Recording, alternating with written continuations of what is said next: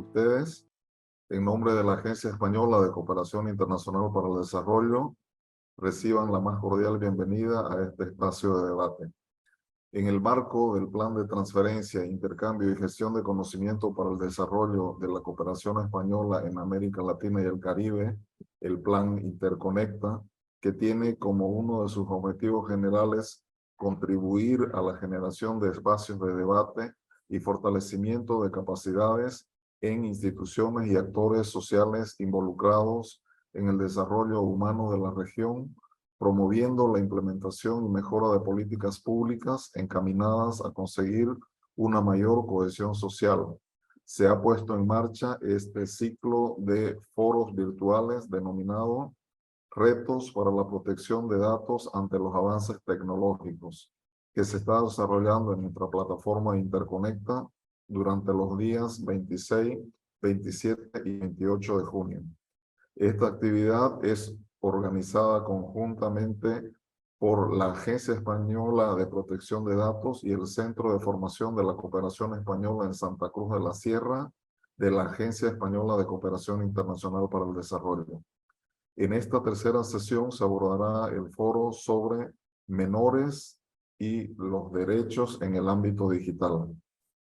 En esta actividad participará como moderadora la señora Mar España Martí, directora de la Agencia Española de Protección de Datos, y el panel de expertos o panelistas está compuesto por don Julio Albalat, director del Instituto Nacional de Tecnologías Educativas y de Formación del Profesorado, doña Ana Caballero, vicepresidenta de la Asociación Europea para la Transición Digital, y don Nacho Guadix, responsable de Educación y Derechos Digitales de UNICEF. Para dar inicio entonces a esta sesión, cedo la palabra a doña Mar España Martí. Adelante, por favor. Pues muchas gracias, Óscar, y gracias también a los panelistas que desde el primer momento aceptaron, ¿no?, el formar parte de esta mesa redonda. Y yo solo quería pues enmarcar el tema. La Agencia Española de Protección de Datos está comprometida desde nuestro ADN, ¿no?, en la protección de las personas en el ámbito digital. Una de nuestras prioridades es los menores. Creo que ha sido un hito importante que en la Ley Orgánica del 2018 se incluyó un artículo, el 83, donde se hablaba ya de la necesidad de enseñar en el currículum de manera transversal el uso responsable de Internet y las redes sociales. Y en la Ley Orgánica de Protección a la Infancia y a la Adolescencia frente a la Violencia se incluyó por primera vez el concepto de violencia digital. Ahora queremos dar un paso más allá. Tanto Julio como Nacho como Ana son guardaespaldas, ¿no?, o no sé cómo llamarlo, auténticos defensores también de esta causa compartida. Les conozco desde hace muchos años y para mí es un honor poder contar con su profesionalidad y con sus cualidades personales en luchar por esta causa. Estamos trabajando en temas tan importantes como la adicción de los menores a las tecnologías. Hoy leía que Suecia acaba de decidir cerrar los dispositivos en las aulas y volver a la lectoescritura por el retraso que estaba suponiendo en una caída de 6 puntos en los índices de lectoescritura de los chavales en Suecia. España todavía tiene 7 puntos por debajo del índice de lectura de la media de la Unión Europea, y yo creo que poniendo en valor las grandes ventajas de las tecnologías, quizás sea el momento de analizar con el apoyo de la sociedad científica en qué riesgo nos estamos encontrando en este colectivo donde es tan importante para su neurodesarrollo. ¿Alguien tiene eco? Las consecuencias que un uso excesivo. Leía un dato que muchos adolescentes utilizan el móvil más de 6 horas al día. Eso tiene consecuencias en el neurodesarrollo. Esta generación es la generación de la inmediatez, multitarea, hay una pérdida de atención, hay una pérdida en el desarrollo, ¿no?, del córtex prefrontal, y no hablamos ya de adicciones tan importantes como la prevalencia de adicciones al porno. En España el primer contacto con el porno es alrededor de los 9 años y eso evidentemente va a generar unos problemas en el desarrollo de la personalidad, la relación con las mujeres, que quizás luego tengan una solución mucho más difícil. Entonces, mi gran lema es: antes de que este daño sea demasiado tarde, vamos a aunar fuerzas. Creo que el momento estratégico es vital. Aquí están Ana, como vicepresidenta de la Sociedad Europea de Transformación Digital, y Nacho, en representación de UNICEF, que han liderado, ¿no?, esa propuesta de un pacto de Estado para la protección de los menores en el ámbito digital. Yo espero que con el comienzo de legislatura en las comunidades autónomas y el comienzo de legislatura en el Gobierno de la Nación, para el siguiente curso escolar, julio, podamos hablar de cuál es el uso adecuado de los dispositivos en función de la edad, y lanzo ya la herramienta que han puesto a disposición el 1 de junio la Asociación Española de Pediatría, donde por primera vez se dan pautas desde el tramo de edades, siguiendo las recomendaciones, por ejemplo, de la OMS o de la Asociación Americana de Pediatría, en cuanto a cuál es el uso adecuado para la salud física y mental de nuestros menores. Así que, sin más, porque yo creo que lo importante pues, es escuchar a los panelistas, me gustaría pues, que Julio expusiera cuáles son las actuaciones en el ámbito educativo desde la perspectiva legislativa, hasta dónde podemos hablar de las competencias digitales del alumnado, del profesorado, qué es el portal Asegura a Ti. Cuéntanos un poco, Julio, con la responsabilidad tan importante que tienes al frente del INTEF. Pues buenas tardes, buenos días, Mar. Muchas gracias. Lo primero es explicar, nosotros somos la unidad del Ministerio de Educación encargada del ámbito de la digitalización y de la formación del profesorado. Entonces, todo lo que estaba antes señalando Mar a nosotros es lo que más nos compete. Y tenemos que aclarar que en España la competencia de tema digitalización y de la educación está en manos de las comunidades autónomas. Por lo tanto, tenemos un papel más de coordinador que de prescriptores, ¿no? Entonces, todas las normas que tienen ámbito nacional tienen un desarrollo después autonómico y somos nosotros los que intentamos coordinarnos con las comunidades autónomas, con las regiones, para poder desarrollarlas. Como decías, Mar, al final esto es un camino que poco a poco se ha ido implementando.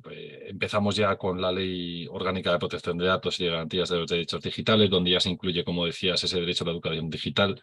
Y ya se decía que cualquier desarrollo normativo educativo tenía que desarrollar la competencia digital tanto de los alumnos como de los docentes.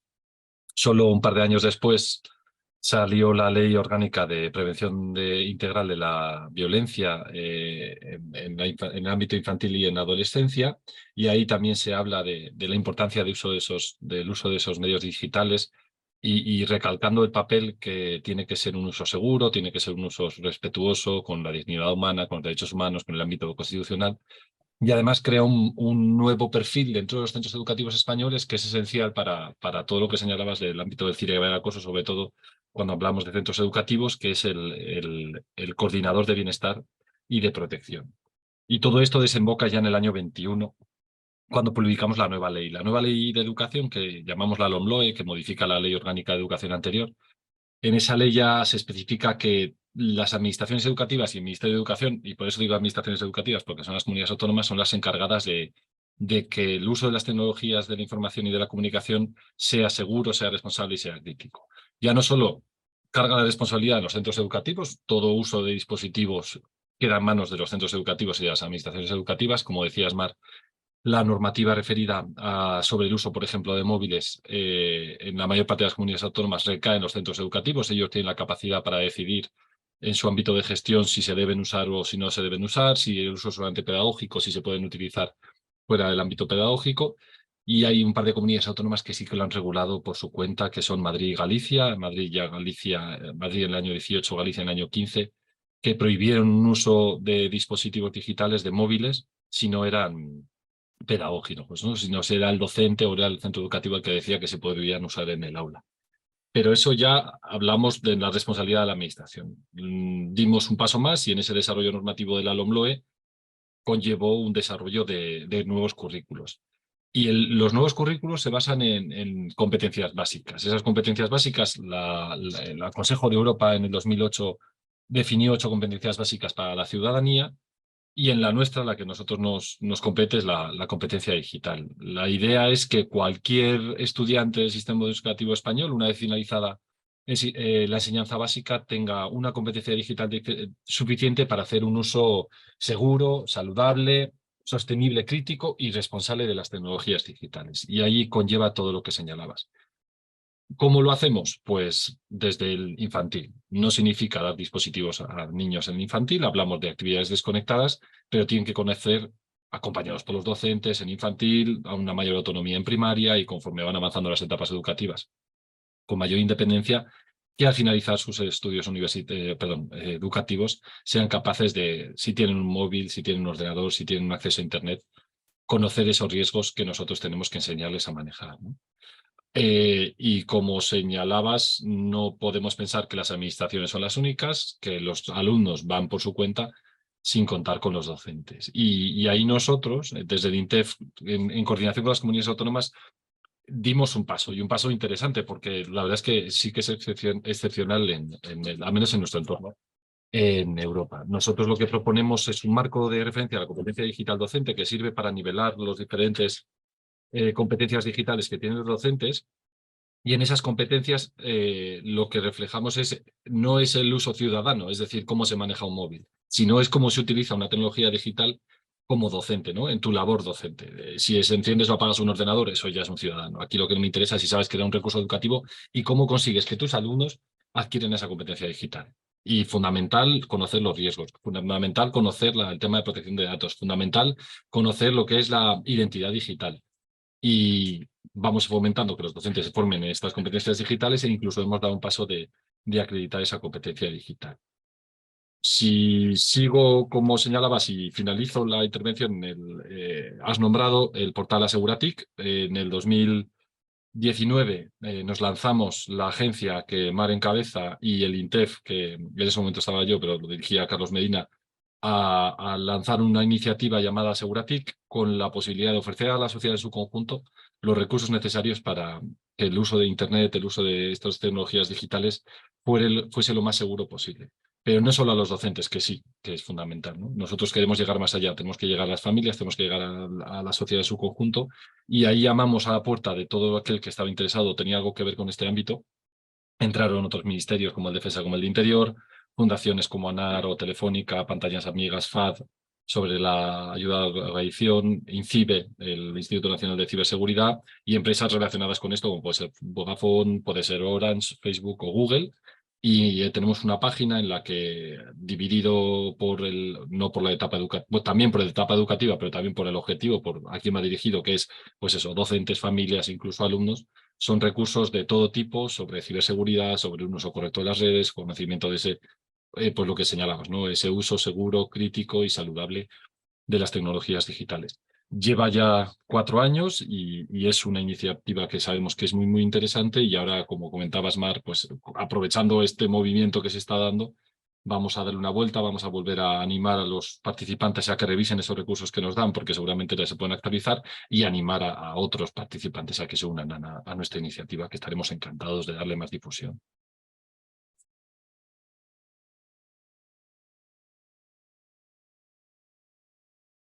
Mar, no. ¿Ahora? Ahora sí, ahora sí. Pues tengo el... Ya está, ya se te oye. ¿Ahora? Sí. Sí. Ahora, vale, perfecto. Pues muchas gracias, Julio, y recomiendo a todas las personas que nos estén oyendo que visiten la página web Aseguratic. Es la mejor base de datos que hay en castellano sobre el uso responsable de Internet. Y te lanzo ya, Julio, para la segunda parte de la intervención, para escuchar ahora a Nacho. El Ministerio tiene unas competencias muy importantes a la hora de dictar recomendaciones y los criterios pedagógicos, ¿no? Que se coordinan a través de la Comisión General de Educación. Mi pregunta es si, teniendo en cuenta las recomendaciones que han dado las asociaciones, para después, ¿vale? Pero para que lo vayas pensando, la Asociación Española de Pediatría, vamos a empezar a poner límites a esos colegios que desde los 8 años dan un iPad a un niño de 8 años, que hace al final que ese niño tenga mucha más propensión a acabar con adicción a las tecnologías, porque no se están cumpliendo esas horas que dan los pediatras, que es, por ejemplo, un máximo de 2 horas al día de utilización de dispositivos cuando se tiene más de 5 años, ¿no? De 2 a 5 es 1, de 0 a 2 es 0. Entonces, tenemos que conseguir llegar a todas las familias para que el neurodesarrollo en esta generación no acabe teniendo daños irreversibles. Te escucharemos después. Y pasamos ahora a escuchar a Nacho. Pues Nacho es un referente en la protección a los derechos de la infancia. Es el responsable de Educación y Derechos Digitales de la Infancia en UNICEF licenciado en Filosofías y Ciencias de la Educación, y fue una parte activa muy importante en la campaña que lanzamos, que ha tenido 300 millones de impacto para todas las familias cuando por primera vez regalan un móvil a su hijo. Yo siempre digo que el poder se tiene hasta que lo entregas. Y si lo entregas con acceso ilimitado a Internet a un niño de 9 años, es como si les entregaras un Ferrari a 200 kilómetros por hora sin que esa persona hubiera dado una sola clase de conducir. Así que, Nacho, nos encantará escucharte sobre qué hacéis en UNICEF en los derechos de la infancia desde el punto de vista digital, cuál es el papel de la familia, qué nos puedes contar de la guía que no viene con el móvil y un poco tu balance sobre oportunidades y riesgos de las nuevas tecnologías. Muchísimas gracias, Mar. Buenos días y buenas tardes a todos los participantes. Muy agradecido de poder compartir esta mesa con grandes amigos con los que nos unen distintos proyectos y que poco a poco pues, vamos encontrando esa permeabilidad en un tema que nos apasiona, que es qué ocurre con los derechos de infancia en el ámbito digital. Si estamos hablando de toda la región de América Latina, seguramente el problema tenga algunos matices con relación a lo que estamos contando de cómo hemos avanzado en España con estos temas, ¿no? Estamos hablando de que después de la pandemia, en que las familias hicieron una labor muy importante para poder conectar a sus hijos a las clases online cuando tuvimos que estar confinados en casa, se produjo una reducción muy grande de la barrera física del dispositivo de conectividad, haciéndola prácticamente junto, el esfuerzo de las familias junto con el de las administraciones que pusieron a disposición de los colectivos más vulnerables equipos y conectividad para poder seguir las clases, pues una cobertura prácticamente total, ¿no? Hubo muy pocos niños y niñas que se quedaron fuera de este momento. Sin embargo, los datos en la región nos vienen a decir que apenas el 50% tiene conexión a Internet en su casa, con lo cual puede ocurrir que algunas de las cuestiones que comentemos puedan estar un poco descontextualizadas, porque en este caso sí que este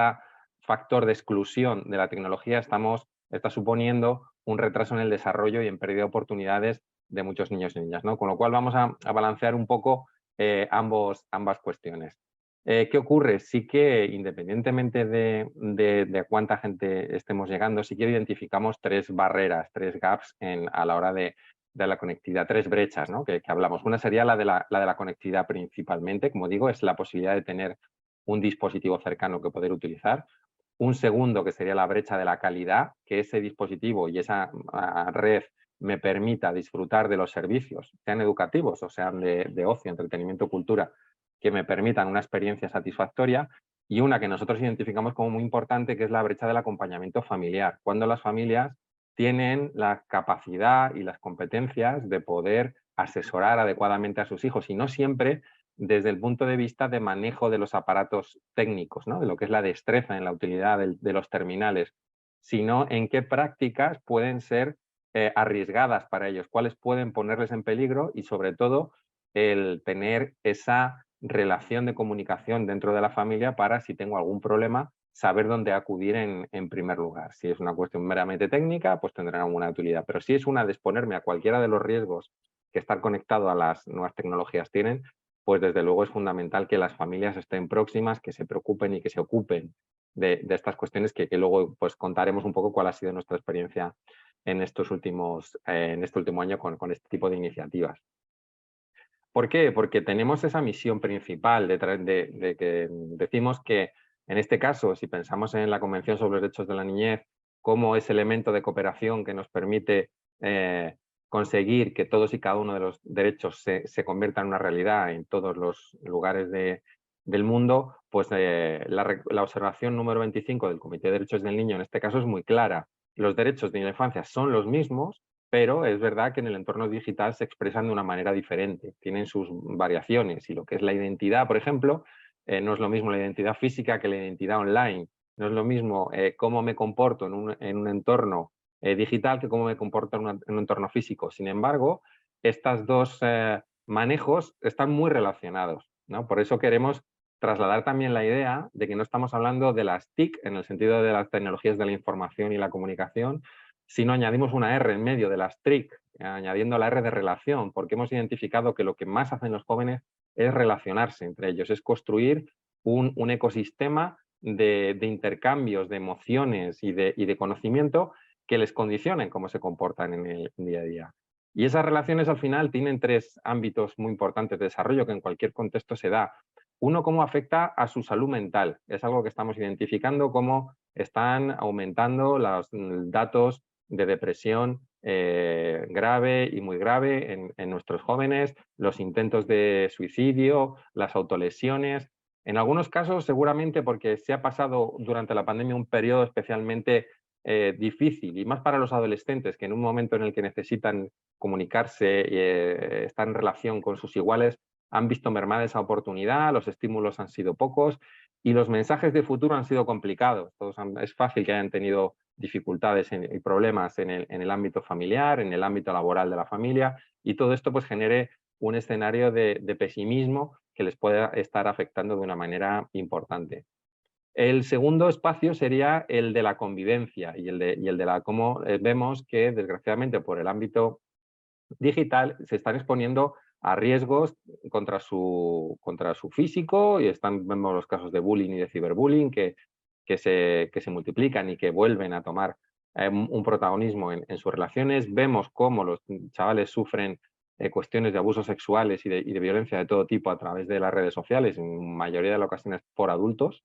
Y también un tercer aspecto, junto con este que comentaba de la salud mental y de la convivencia o cómo les afecta la violencia, sería el que está ligado a las cuestiones de desinformación.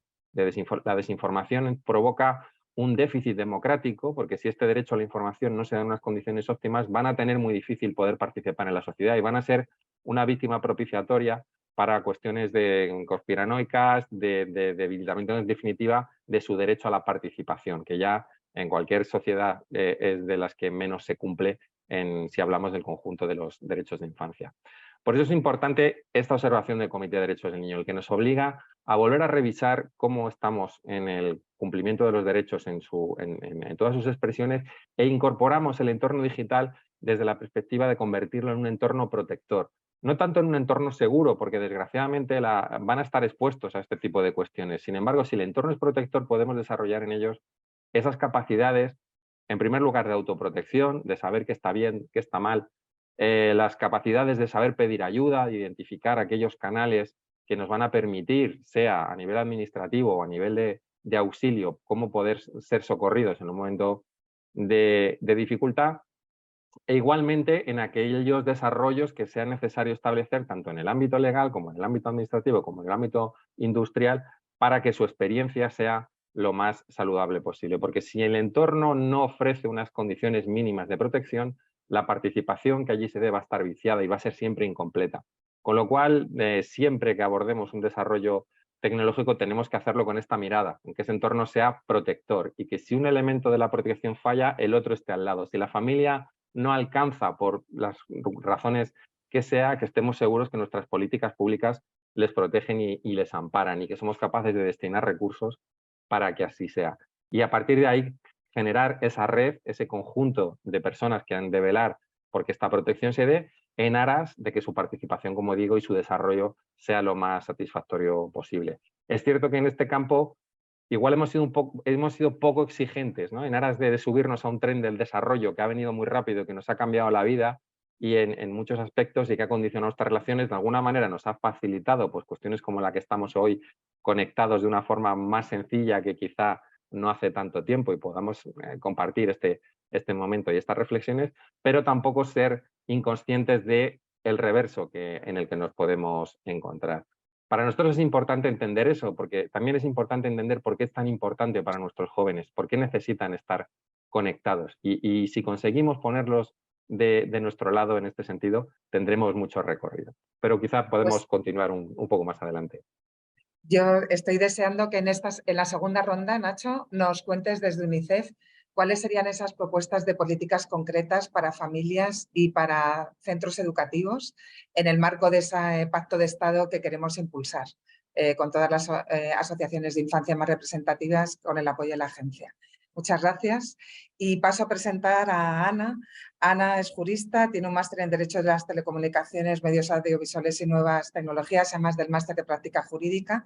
Es la vicepresidenta de la Asociación Europea para la Transición Digital, responsable en esta asociación de la línea El Menor Digital y acaba de impulsar la campaña Un clic de ayudarles y las medidas de consenso para un pacto de Estado, como comentaba antes, junto con UNICEF o ONGs tan importantes como Fundación ANAR, Dale una Vuelta, ICEmedia y Save the Children.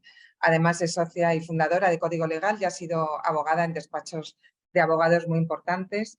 Y me gustaría, Ana, que nos hablaras de temas en las que sabes tanto como es la mercantilización de los datos de menores, cuál es la responsabilidad de la industria y qué mecanismos se podrían impulsar para la verificación de la edad y evitar el acceso a contenidos online para adultos, como puede ser pornografía, que por lo que he leído en el libro de Alejandro Villena, el índice de adicción ahora mismo en España es entre el 3 y el 10%, 4 veces más que la adicción al juego, o adicciones a apuestas y a juegos online. Así que será un placer escucharte, Ana.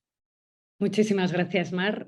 Muchas gracias también a ECID por invitarme a participar en esta ponencia y es un placer, como bien sabéis, participar en un foro que se hable de menores y sobre todo compartir esta sala virtual pues, con compañeros de trabajo, aunque estemos en diferentes organizaciones y entidades como son Nacho, como es Julio y como eres tú, Mar.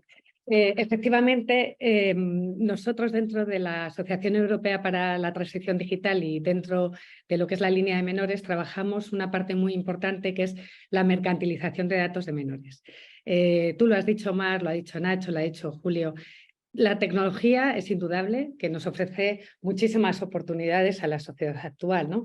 Pero también tenemos que tener en cuenta que existen determinados riesgos y amenazas cuando se hace un abuso o un uso problemático de ella y que es especialmente particular cuando hablamos de menores, ¿no?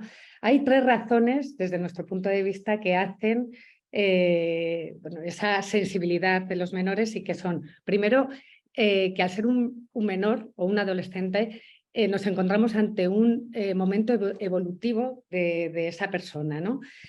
Tú antes lo decías en el neurodesarrollo. Hay estudios a los que nosotros hemos tenido accesos en los que el desarrollo del cerebro se produce hasta la edad de los 20 años y que la interacción con la tecnología, si no se hace de una forma adecuada, puede llegar a modificar la estructura del cerebro, lo que implica que puede cambiar la forma de pensar, de sentir y de vivir de estos menores, ¿no? Con lo cual es muy importante tener en cuenta ese momento evolutivo.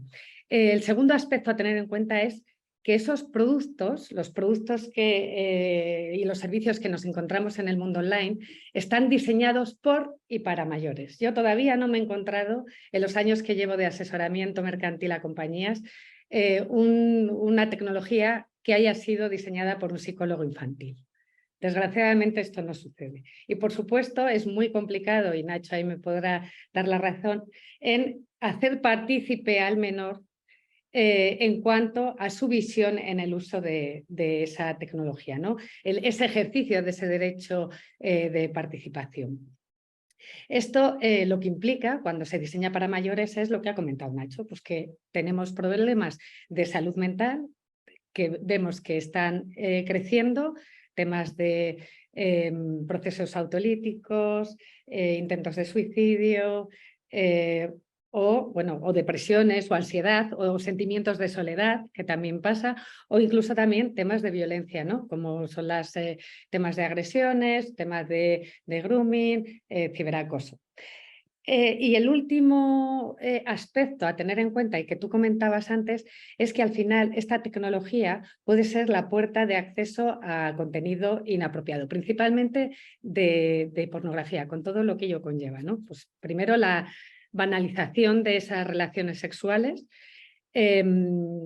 también pues una cuestión también de sesgo. Estamos viendo, por ejemplo, en España que están aumentando violaciones en manada y cuando se habla de este concepto muchas veces de lo que hablan es de la normalización de ciertos hábitos sexuales, ¿no? Lo cual es ciertamente preocupante. Preocupante, y esto lo quiero enlazar con el tema de la verificación de edad, Mar, es el tema cuando tú introduces en Google la palabra porno. En 0,20 segundos te aparecen 3.420.000 resultados. Es decir, podrías visualizar más contenido que años de vida te quedan, lo cual esto también es es para pensarlo, ¿no? Y esa facilidad, como tú comentabas antes, de ese acceso a ese tipo de contenidos inadecuados, ¿no? Se les da un móvil, no se forma a los padres, no se forma a los poseedores, a estos menores, y se le da una ventana de apertura a un mundo de contenido de violencia. Por eso también os quiero felicitar a la Agencia Española de Protección de Datos y a UNICEF por esa iniciativa que habéis tenido de la guía que no viene con el móvil, en el cual, bueno, pues recomendáis un uso responsable y que puede servir y dar directrices a padres sobre ese uso saludable del dispositivo. Y tú me has pedido que hablase de la mercantilización de los datos de los menores, ¿no? Y cuando yo hablo de mercantilización de datos de menores, siempre hablo de que creo, y en esta sala virtual no se nos escapa a nadie, que detrás de esos modelos pues de estas OTTs, de estos GAFA, de estas grandes plataformas, al final que todos ofrecen pues, actividades lúdicas a las menores y adolescentes, lo que nos encontramos son con modelos de ingresos complejos que aportan valor a estas empresas basándose en la recolección de datos de menores, la aplicación de algoritmos, el perfilado para después poder ofrecer productos y servicios o la prescripción de cualquier cosa en el mundo online, ¿no? Y además, casi siempre, muchas veces, muchos padres con los que hablamos desde la Asociación Europea para la Transición Digital tienen la percepción de que esos servicios que son ofrecidos a los menores son gratuitos. Y esto no es así, estos servicios no son gratis, porque se está pagando con datos. Esa es la materia prima que están utilizando todas estas grandes compañías. Y a mí siempre me gusta hablar de que pagar con datos es pagar.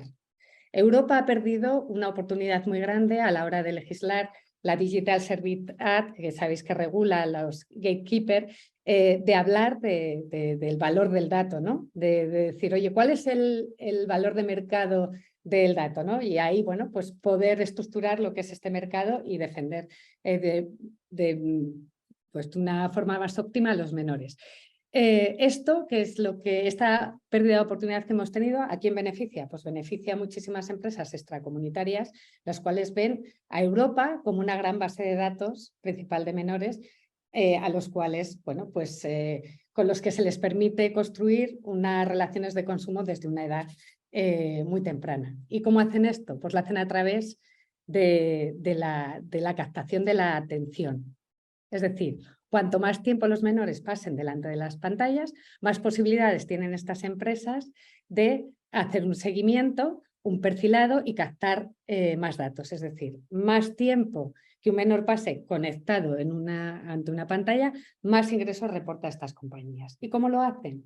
Pues lo hacen a través de técnicas de diseños persuasivos, que son pues, técnicas de manipulación del inconsciente a través de unas interfaces de usuario que intencionadamente son engañosas, ¿no? Y que explotan ese instinto humano. Y pongo ejemplos, ¿no? Por ejemplo, un menor cuando cuelga una fotografía en una red social. Ese menor está absolutamente pendiente y no se quiere perder ni un minuto de su vida por si al caso le llega un like, un corazoncito. ¿Por qué? Pues porque, por ejemplo, los adolescentes, y cuando hablamos de ese que refuerzan ese instinto humano, estamos hablando de unas personas que lo que valoran mucho son las métricas sociales basadas en opiniones de terceros, de sus compañeros, ¿no? Entonces, a través de esos likes, de esos corazoncitos, de esos me gustan, pues lo que hacen es reforzar el sistema dopaminérgico de forma que ellos sientan que van a tener una recompensa y no se quieran despegar de ese dispositivo. Efectivamente, esto trae un uso problemático para la salud, si no se limitan las horas y tampoco el acceso a contenidos, ¿no? Pero a mí me impactó mucho un informe que vi que cómo funciona y cómo se interactúa muchas redes, los menores con las redes sociales, activa el sistema dopaminérgico igual que lo pueden hacer drogas como la cocaína. Entonces, eso también hay que tenerlo en cuenta desde el punto de vista del menor. O, por ejemplo, pues YouTube. Ana, ¿te parece sé que Sí. tienes muchísima información, que dejemos todo lo que nos quieres contar Claro. para la segunda ronda. Sí, por supuesto. Perdón. Vale. No, sí, da gusto escucharte. Bueno, muchísimas gracias, ¿no?, por esta primera ronda de intervención. Yo me estaba acordando de datos increíbles, ¿no?, que los menores se forman, no ven la televisión ni los medios de comunicación habituales. Los adultos, su fuente de información son solo las redes sociales, cuyos algoritmos cambian en función del continente donde se están utilizando los dispositivos, que eso es algo importante. El 90% de los universitarios varones en España se creen que el porno es fiel reflejo de la realidad sexual, lo cual también es un índice tremendo, ¿no?, del desfase en que tenemos. Y el otro día leía también que el coeficiente intelectual en esta generación, por primera vez en la historia de nuestro país, es menor que la generación anterior. Entonces, todos estáis hablando del problema de salud mental. Y para esta segunda ronda, que se van 5 minutos cada uno para poder dejar un pequeño tiempo si hay preguntas, me gustaría que Julio y los tres, después por orden de intervención, plantearais en este pacto de Estado que nos vamos a dejar la piel para que los partidos políticos de esto hagan una causa común, porque hijos tenemos todos, aquí no hay ideologías, debe haber un consenso de mínimos y de máximos. ¿Cuál sería, Julio, tus propuestas concretas desde el Ministerio de Educación? Yo estaba soñando que cuando se da el impreso de escolarización a una familia, con el impreso se le diera la guía que no viene con el móvil. ¿Qué cuesta? Y haríamos mucho bien y evitaríamos mucho daño, ¿no? Entonces, por favor, Julio, ¿qué propuestas concretas en 5 minutos? Sé que estoy pidiendo mucho. ¿Nos querrías aportar? Bueno, yo más la reflexión lo hemos comentado alguna vez y hemos tenido ya grupos de trabajo sobre este tema, ¿no? Nosotros, respetando la situación en la que vivimos, el sistema educativo español es como es y la autonomía tanto de los centros como las comunidades autónomas hay que respetarla, por supuesto, y lo que tenemos que conseguir es dar difusión de estos elementos que antes decías, ¿no? La política basada en evidencias es hacia lo que tenemos que ir. Cualquier tipo de evidencia que asegure que un número de horas determinadas puede ser perjudicial para niños de infantil, pues eso tiene que llegar a las administraciones educativas y tiene que llegar a los centros educativos, por lo tanto se tiene que tomar decisiones sobre ese ámbito. Por lo tanto, hacia lo que vamos, y es lo que nosotros hacemos al final, es dar aval a la formación, ¿no? Esa formación de todo el mundo, tanto de las administraciones educativas, tanto de los profesores, tanto de los equipos directivos de los centros, y fundamental porque lo estábamos nombrando, ¿no? Nosotros tenemos un ámbito de gestión que son docentes, alumnos, pero estamos perdidos sin las familias. Y es el pilar porque al final, en nuestro caso, si tomamos un centro normal de primaria con un horario continuo, a las 9 de la mañana entran, a las 2 se van a casa y desde las 2 hasta las 9 están en casa. Y desde las 2 hasta las 9 yo poco puedo hacer, ¿no? Lo que puedo hacer es impulsar, formar, ¿no? Lo que estábamos diciendo, tienen que ser conscientes de ese uso responsable, pero como está diciendo Ana, realmente qué responsabilidad podemos darle a un chaval de 12 años manejando un dispositivo que está hecho para lo que está hecho. O sea, que tenemos que partir de la base de que el dispositivo está creado para que el chico dedique más horas y si puede ser, se quede sin dormir todo el tiempo posible. Por lo tanto, tenemos que conseguir que todos los agentes estemos. Los que estamos aquí, y yo creo que es fundamental, por eso la iniciativa en la que nos hemos juntado, creo que es muy, muy interesante, porque hay que conseguir meter a las familias, que sin ellos nada hacemos, porque al final muchas veces escuchamos la idea de el profesorado, esa capacidad de lavar el cerebro. Yo quiero que vengan a un aula de segundo de bachillerato de Historia de España a ver la capacidad de lavar el cerebro que tú tienes cuando acabas a los 55 minutos de decir, he conseguido que me escuchen un ratito y no, esa capacidad de influir la tenemos, ¿no? Pero si no estamos todos a la misma, yo creo que en esto sí que vamos, Nacho lo decía antes, Ana lo decía, creo que es una ola hacia la que vamos todos, creo que sí que lo podemos conseguir. Iniciativas, pues dar difusión a lo que decías, Mar. Esa aval de la ciencia, esa información que llega a todo el mundo y que toma la responsabilidad de cada uno.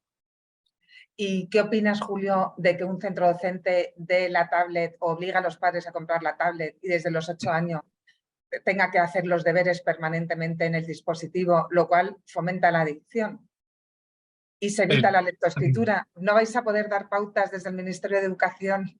Lo que decía desde el principio, Mar, o sea, la administración española es como es. La Constitución nos señala a nosotros como coordinadores, no somos prescriptores. Y creo que esta sensación sí que es común, ¿eh? Esa preocupación que tenemos por las tecnologías digitales es común. Que no vaya todo lo rápido que nosotros queramos, igual es así, pero No tenemos capacidad de prescripción, pero sí tenemos esa capacidad de coordinación y nos juntamos mensualmente con los responsables de estos ámbitos y todos pensamos lo mismo.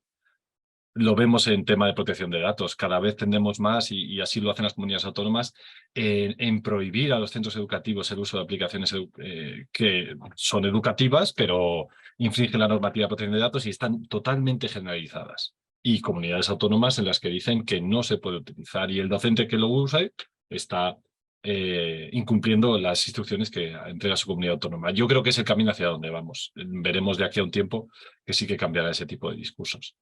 Pues ojalá para el comienzo de curso podamos dar algún paso concreto, ¿no?, en refuerzo a las administraciones educativas y a las familias.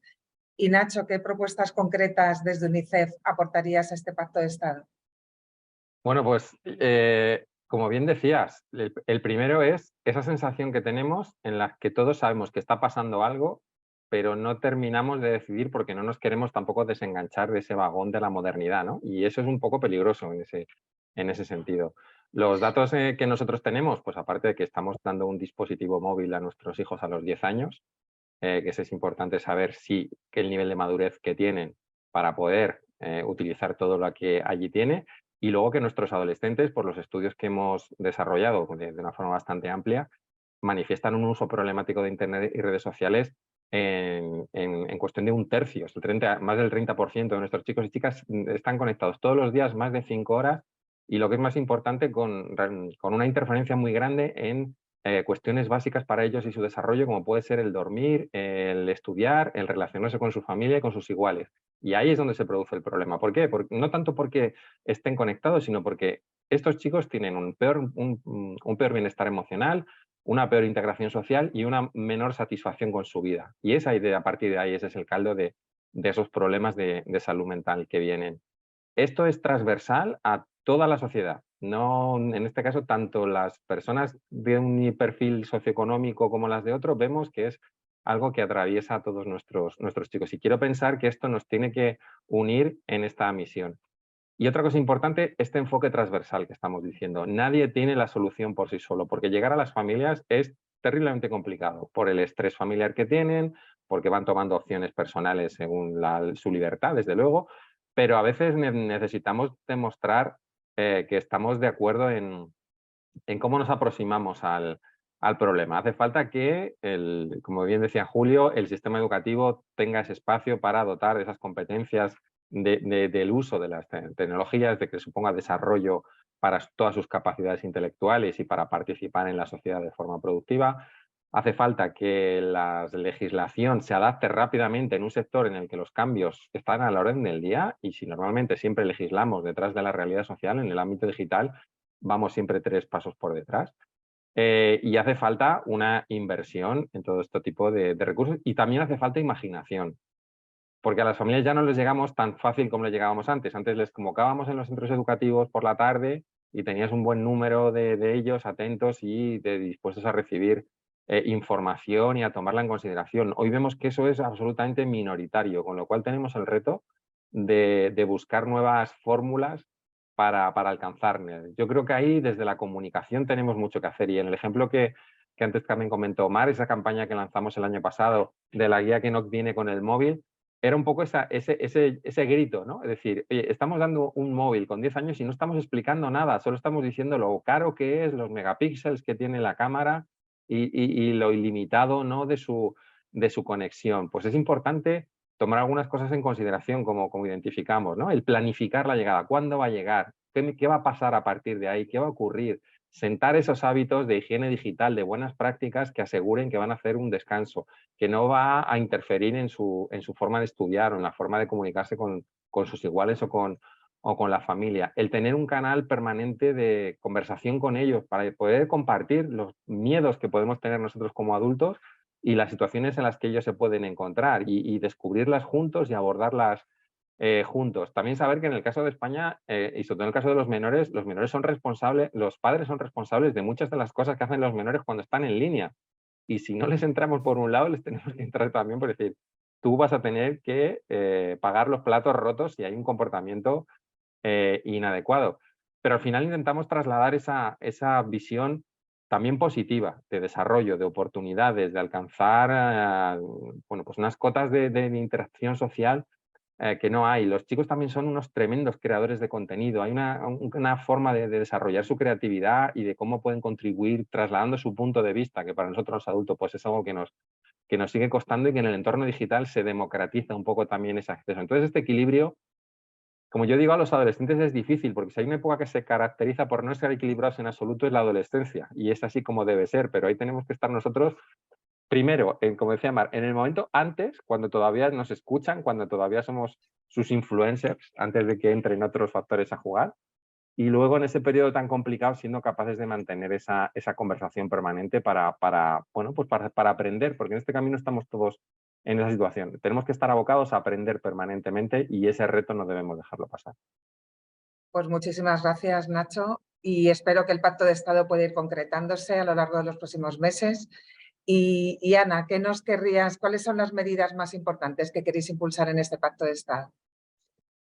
Pues en relación también con lo que he hablado antes, con lo que ha comentado Julio y lo que acaba de trasladarnos Nacho, es muy importante también no centrar toda la responsabilidad en el profesorado, en el sector educativo, ni en los padres, ni en los menores. O sea, aquí Nacho lo ha dicho, este es un problema transversal que no tiene una solución única, sino que hay que tiene muchos ejes y que hay que abordarlos desde muy distintas perspectivas, y aquí también tenemos que implicar a la industria, ¿no? Antes yo hablaba de la mercantilización de los datos en los que aplican y utilizan diseños persuasivos y después en los que aplican algoritmos. Pues ahí efectivamente hay una parte en este Pacto de Estado que hemos liderado, las 15 medidas, bueno, las metemos como en 3 sacos, en 3 ejes, ¿no? Uno, que es efectivamente lo primero, tratar el uso problemático de Internet como un problema de salud pública, con todo lo que ello conlleva. Efectivamente, como tú has dicho antes, Mar, y como ha dicho Julio, tenemos que crear políticas que se basen en la evidencia científica, y creo que ya hay evidencias científicas internacionales y también nacionales de sociedades científicas españolas de pediatría, de neurología, de psicología, en lo que ya se están viendo efectos adversos de un uso que no sea apropiado. Educar en ciudadanía digital responsable, con todo lo que ello implica, competencias habilitadoras a profesorados, un currículum adecuado para los alumnos. Un dato que a nosotros nos preocupó mucho en un estudio que hay en la Universidad Carlos III de Madrid es que el 55,5% de los encuestados, en un estudio que se hizo a nivel secundario, se informaban a través de las redes sociales. No se informaban a través de los medios tradicionales de televisión, de radio, no. Lo hacían a través de redes sociales. Y un 80% de ese 55,5% lo hacía a través de influencers e instagramers, ¿no? Con lo cual, efectivamente, esa formación en el pensamiento crítico vemos que es muy importante. Pero, y en relación con la industria, entendemos que tiene que tomar cartas en el asunto, ¿no? Y aquí, muchísimos de los foros a los que vamos, pues lo que proclaman es la autorregulación, es decir, que ellos mismos se regulen toda esta normativa. Nosotros pues no creemos en una autorregulación única, sino que haya una corregulación y luego se quieran regular. Y dentro de esa parte que haya que legislar, pues sí que vemos necesario, por ejemplo, todo el tema referente a la ética algorítmica, a la transparencia, a la privacidad del algoritmo, a la explicabilidad, a que dejen a la transparencia para que no sean opacos, que ese bienestar del menor sea el interés principal cuando se diseña, se desarrolla o se usa un algoritmo, la responsabilidad del uso, el diseño y el desarrollo de los algoritmos, y también que se haga una evaluación teniendo en cuenta los derechos digitales del menor antes de sacar cualquier producto o servicio destinado a menores, y que se tenga en cuenta el desarrollo madurativo y cognitivo del menor. No es lo mismo estar ante un producto diseñado para un menor de 16 años que uno de 12 que para uno de 8, ¿no? Y todas estas técnicas de las que hemos hablado antes, de diseño persuasivo y patrones oscuros, por supuesto, que estén desactivados por defecto en los dispositivos.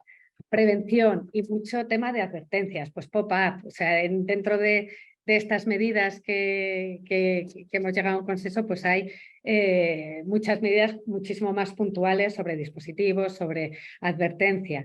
Y nos importa mucho el tema de la verificación de la edad. O sea, la verificación de la edad es básica para muchas cosas. Primero, para que esos diseños de esas plataformas ya no tengan excusa y ya pueda obligársele de cierta forma que ese diseño vaya en función de la edad y el estado madurativo.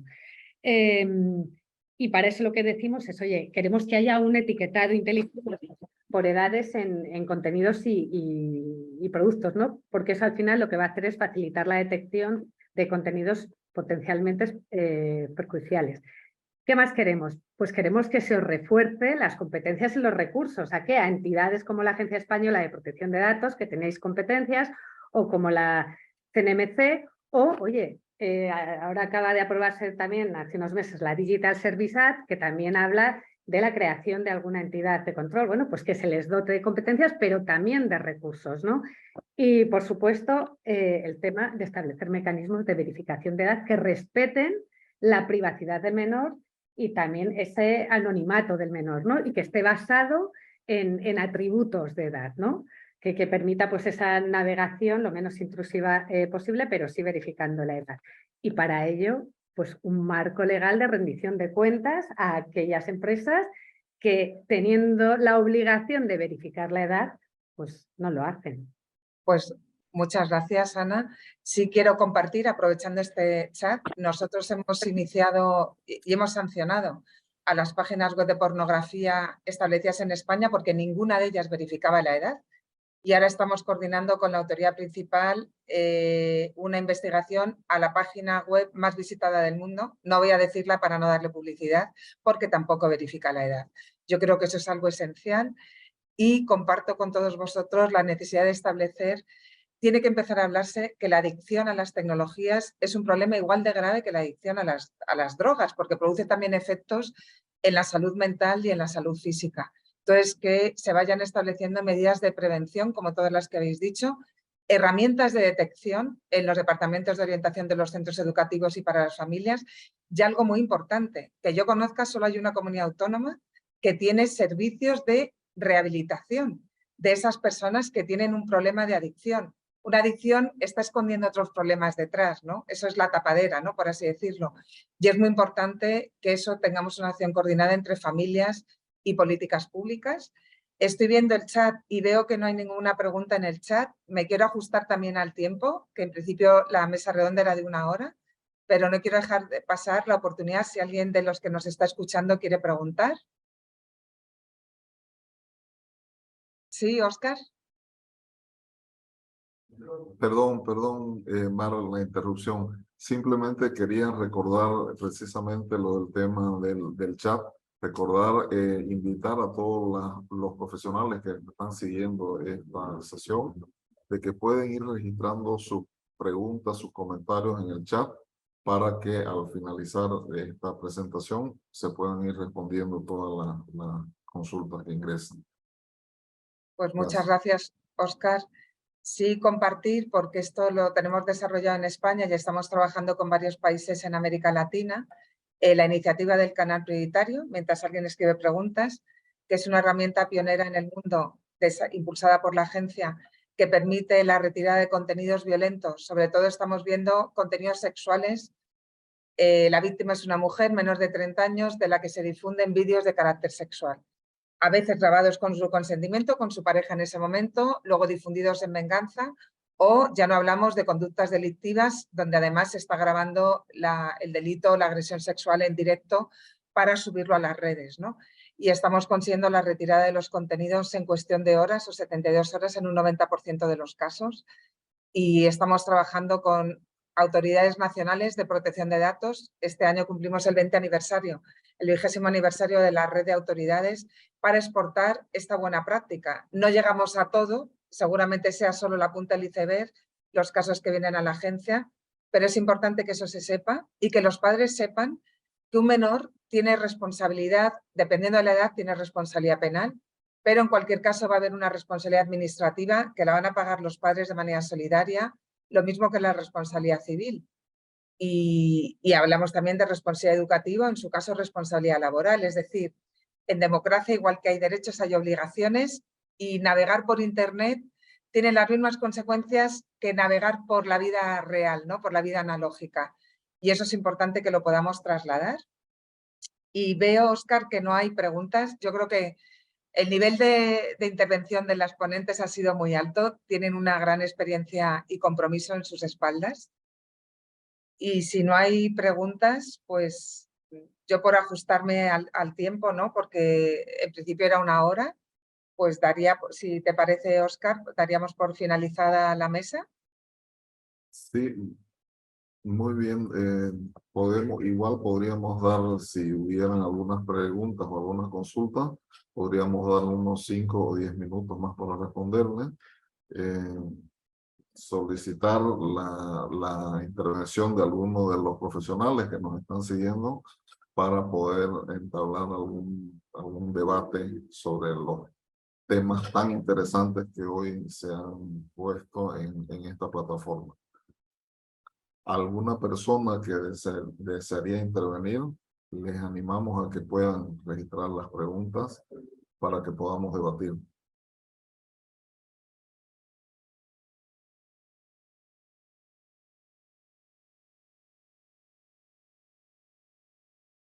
Hay personas de Honduras, de México. Sí. Ahora mismo tenemos 49 personas que están siguiendo este enlace, así que les animamos a que nos puedan escribir sus comentarios. Hay una persona, la señora Erika Berenice, que está haciendo una consulta a Mar. ¿Me puede repetir el nombre del documento? ¿Lo podéis poner, Julián o Ana, por favor? El enlace al Pacto de Estado. Es una propuesta para un Pacto de Estado que han hecho varias de las asociaciones más representativas de la infancia en España. Y lo vamos a poner ahora en el chat. Una pregunta para un menor de edad que ha sufrido violencia sexual con respecto al consentimiento escrito de la menor de edad en caso que no cuente con sus padres o una persona representante de la menor. Como un servicio del Estado puede intervenir en relación a la protección de datos personales que se requiere contar con su consentimiento para el tratamiento de los datos personales. Bueno, cuando estamos hablando de violencia de género es un delito público, con lo cual cualquier persona puede intervenir. En España sí que se ha aprobado una ley de libertad sexual, se ha aprobado, creo que ha sido este año, en el que debe constar el consentimiento explícito. No se llega a decir escrito, pero evidentemente se tiene que respetar y se debe respetar a las mujeres, ¿no? Y para actuar, por ejemplo, en el canal prioritario en caso de una violencia sexual que se esté difundiendo en Internet, no hace falta ni siquiera que presente el caso la víctima.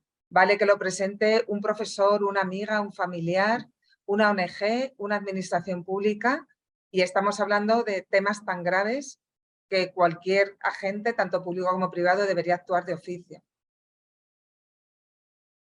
Sí, la señora Daniela Arellano consulta, ¿qué opinión tendrían sobre la exposición de la imagen de menores de edad en spot de propaganda política? ¿Quién quiere contestar de los panelistas?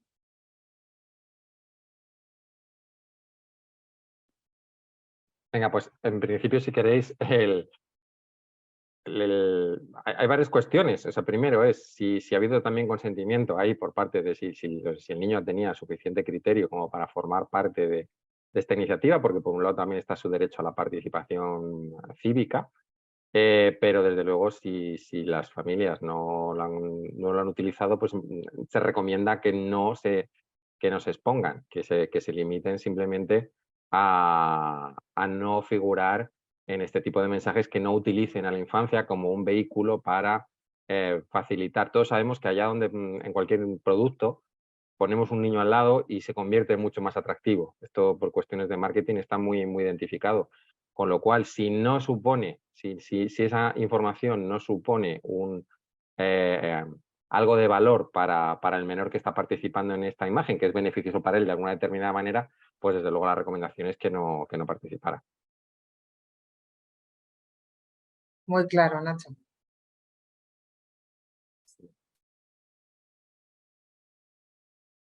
Y una Yo no veo pregunta, más preguntas.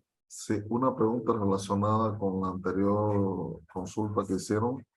El hecho de la participación o la exposición de la imagen de los menores está en alguno de los países penado por ley o no existe una penalización. Dependiendo dónde. En España es delito en el Código Penal si se difunden, si se reenvían, por ejemplo, imágenes de carácter sexual. Depende del contexto y del ámbito, pero hay responsabilidad penal, hay responsabilidad administrativa por protección de datos y tenemos la suerte en Europa de tener un continente que protege mucho este derecho fundamental y sí que está regulado. Y para la protección al menor en un ámbito digital ya no hay fronteras, ¿no? Entonces, por eso os quería felicitar, Óscar, porque es muy importante que podamos formar red transfronteriza para que los buenos podamos actuar, ¿no? En Estados Unidos ya las plataformas educativas han denunciado a las grandes empresas de Internet por el daño probado en la salud mental de los jóvenes, como antes hizo con las tabacaleras. Y ahora cuando tú vas a comprar un paquete de tabaco sí que se avisa fumar mata, pero cuando vas a comprar un móvil no hay ninguna advertencia, ni para el menor ni para el adulto, que de eso no hemos hablado porque no era objeto de la mesa, ¿no? Sí, seguro, seguro. Hay otro comentario de Boris Espinal. En la actualidad, uno de los obstáculos que se presentan es el lobby de los grupos conservadores que luchan para que en las instituciones educativas no se brinde educación sexual. En nuestros países, que son muy religiosos, esto es bien visto por la población, pero perpetúa muchos de los problemas que se han abordado. Me parece que el señor Boris Espinal es de El Salvador. Sí, yo creo que sí que es bueno dar educación, es una opinión personal, que es bueno dar educación sexual a los jóvenes, pero a veces se puede pasar al otro extremo, ¿no? En tendencias opuestas se están dando clases de educación sexual y enseñar a masturbarse a niños con 3 años. Y yo creo que se está cometiendo un error porque estamos hipersexualizando la infancia. A los 9, 10, 11 años, un niño, una niña tiene que estar jugando, tiene que estar relacionándose con sus iguales y tiene que estar, o sea, tiene que tener conocimientos de sexualidad, pero desde el punto de vista afectivo, ¿no? Entonces, tan malo es un extremo como el otro. Sí. Yo quería añadir a lo que ha dicho Mar. Hay un estudio de la ONG Save the Children que dice que el 30%, la única fuente de información afectivo-sexual es la pornografía. Y el 74% quiere tener más información, ¿no? Entonces, creo que esto también se tiene que tener en cuenta, como ha dicho Mar, a la hora de definir, ¿no? esas políticas y también la evidencia científica. Y la evidencia científica en Europa es que las enfermedades de transmisión sexual también se están incrementando, ¿no? Entonces, también creo que es una forma de cómo enfrentarse al reto y yo creo que desde una posición más conservadora, incluso católica, también te puedes enfrentar a este reto para proteger al menor en un entorno digital. Pero la demanda de esa educación afectivo-sexual existe. Entonces, quizá deberíamos de ver cuál es la forma adecuada para transmitirlo, pero sí darlo cuando está siendo demandada por el menor. Sí.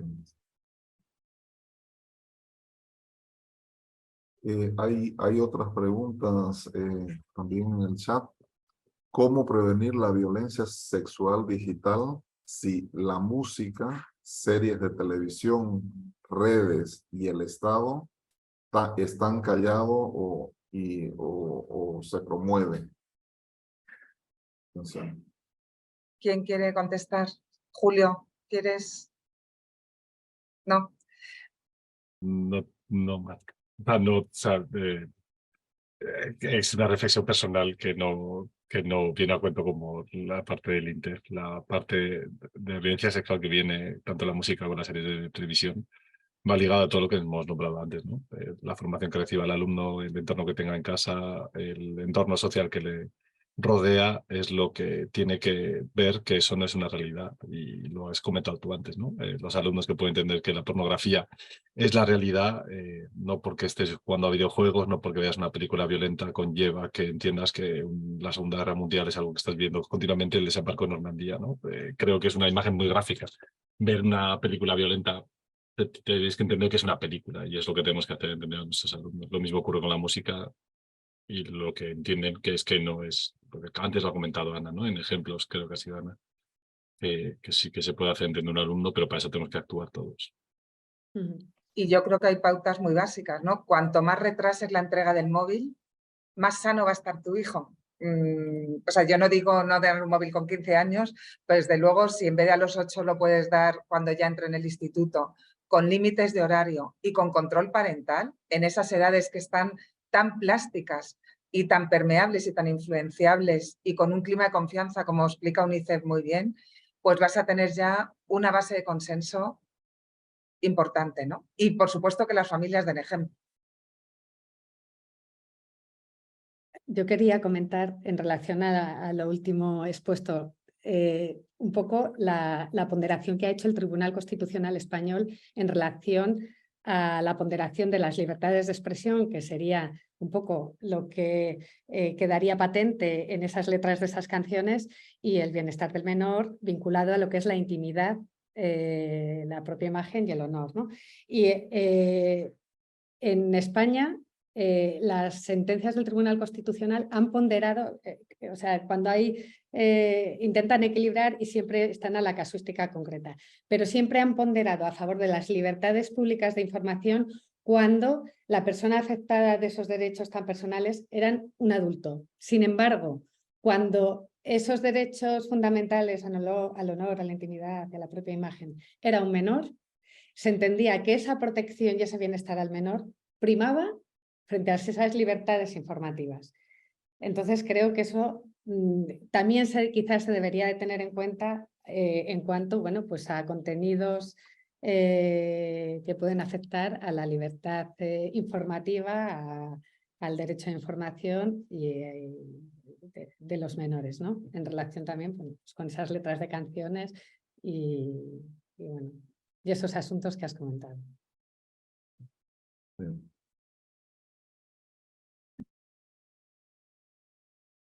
Bien. No sé si hay alguna otra consulta. Sí, hay una Miguel Hinojosa para UNICEF.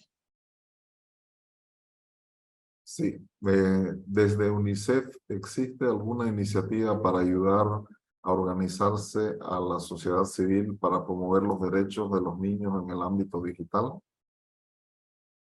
Sí, ahí es importante, como decía antes, el considerar esta observación del Comité de Derechos del Niño, que insta a todos los países firmantes de la Convención a actualizar, a tener esa mirada en el entorno digital. Y luego está la Carta de Derechos, de Derechos Digitales de Iberoamérica, que en la última cumbre de jefes de gobierno que tuvo lugar hace algunos meses, se suscribió precisamente poniendo los derechos de infancia como una de las cuestiones que se ha de garantizar a la hora de este avance en este término.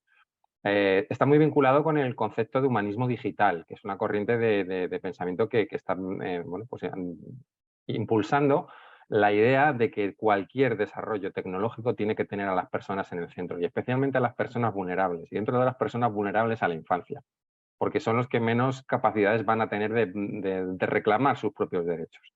Entonces, esa iniciativa pues, tiene que tener ese recorrido. Nos permite, afortunadamente, los países suscriptores de la Convención, nos permite hacer ese examen en cada uno de nuestros estados y actualizar la legislación cuando así sea necesario, porque en algunos casos no lo es. Simplemente a veces hay que aplicar leyes que ya están y que por cualquier otra razón no se está haciendo. Pero si no, pues desarrollar todo el ordenamiento jurídico que permita que todas estas nuevas expresiones de los derechos que se vean atendidas. Antes estuvimos hablando de este caso de las imágenes de los menores en partidos políticos. El derecho a la imagen es un derecho fundamental vinculado al derecho a la identidad, que evidentemente en el momento que se ponen y de esta cuestión transfronteriza que también y global, que comentó Mar, ¿no? Una foto en internet es una foto en el mundo y pierdo el control de ella. Y ahí también hay hay una cuestión para las familias, ¿no? Estas cuestiones, lo que se llama el sharenting, cuando las familias estamos compartiendo la imagen de nuestros hijos desde que prácticamente son una ecografía o están recién nacidos y que van configurando esa huella digital que va pegada a esa conformación de su identidad y que sin su consentimiento o si no le aporta algo realmente positivo para su desarrollo, pues se debería evitar. Sin embargo, pues en este caso los adultos no estamos haciendo un buen uso de la tecnología y no estamos siendo un buen ejemplo. Y tenemos muy identificado que allí donde los adultos hacen un buen ejemplo, las tasas de cualquier conducta de riesgos disminuye hasta en el doble o en el triple, según ellas. Estoy hablando de sexting, de grooming, de acceso a contenidos inadecuados, de bullying y ciberbullying y de todas estas cuestiones que hemos mencionado. Y a veces mucho más importante que poner normas es predicar con el ejemplo. Los niños tienen un espejo muy grande en nosotros y tienen que acostumbrarse a que nosotros hacemos el esfuerzo de, por muy presionados y estresados que estén, hacer un uso en el ámbito familiar. Para todo esto se van a desarrollar, como bien digo, líneas de parenting que van a formar parte de estos contenidos, como este que hemos hecho nosotros con la Agencia Española de Protección de Datos y muchos otros de todas estas líneas de ayuda que ayudan a resolver los casos más críticos, que también es muy importante ser capaces de articular sistemas ágiles para que los casos más críticos sean atendidos con prontitud, porque este entorno es dinámico y en este caso cada minuto que pasa supone un ámbito de desprotección para los niños y niñas. En España lo que se ha sacado a concurso por la entidad pública Red.es, un concurso vinculado sobre todo a ONGs, a tercer sector, con el objetivo de, teniendo en cuenta la Carta de los Derechos Digitales que se aprobó en España, establecer convenios de colaboración para la concienciación y el estudio de políticas públicas diferenciando derechos, ¿no? Pues desde parte de privacidad, la parte de tecnología disruptiva, la parte de libertades informativas, bueno, hay 6 bloques. Y después también se ha establecido la creación de un observatorio de derechos digitales en general, en el que evidentemente tiene cabida la parte referente a los menores, pero esto ha sido una iniciativa a través de fondos públicos de la Unión Europea. Muy bien. Al parecer ya no hay ninguna otra consulta ni ninguna pregunta. Si le parece bien, Mar, podríamos ir cerrando la sesión. Sí, yo solo agradecer a Julio, a Nacho y a Ana pues la calidad de las intervenciones y sobre todo la implicación que llevan haciendo desde hace años en dejar un poquito mejor la protección a los menores, sobre todo en el ámbito digital. Y gracias a la ECID por impulsar estas acciones de difusión. Y a todos los asistentes por vuestra paciencia y atención. Efectivamente, efectivamente. Yo también, en nombre de la Agencia Española de Cooperación Internacional para el Desarrollo, quisiera empezar agradeciendo a la Agencia Española de Protección de Datos por haber confiado una vez más en la capacidad de este centro de formación para desarrollar este foro sobre menores derechos en el ámbito digital, en el marco del ciclo de foros denominados Retos para la Protección de Datos ante los avances tecnológicos, que se ha desarrollado en nuestro centro de conocimiento los días 26, 27 y 28 de junio. Asimismo, quisiera agradecer a los coordinadores y al equipo de expertos y ponentes, por mencionarlos, doña Mar España Martí de la agencia de la AEPB y de don Julio Albalat de INTEF, doña Ana Caballero de la Asociación Europea para la Transición Digital y don Nacho Guadix de UNICEF, por su excelente aporte en la transmisión de conocimientos y el intercambio de experiencias que han tenido con todos los profesionales y que han hecho posible la celebración de este foro. Desde el Centro de Formación AECID en Santa Cruz de la Sierra, Bolivia, esperamos haberles brindado las condiciones adecuadas y el apoyo logístico y técnico necesario para el desarrollo de estas intensas jornadas de trabajo y de intercambio que han tenido durante estos días. Nuevamente, a nombre de la Agencia Española de Cooperación Internacional para el Desarrollo, quisiera manifestar nuestra absoluta predisposición para seguir colaborando conjuntamente con la Agencia Española de Protección de Datos en la organización y celebración de futuras actividades relacionadas con la formación y capacitación de los recursos humanos de nuestros países iberoamericanos. Reiterar nuestro agradecimiento a los profesionales asistentes con la firme convicción de que volveremos a reunirnos en una próxima actividad en un futuro muy cercano. Muchísimas gracias por haber participado. Hasta luego. Gracias.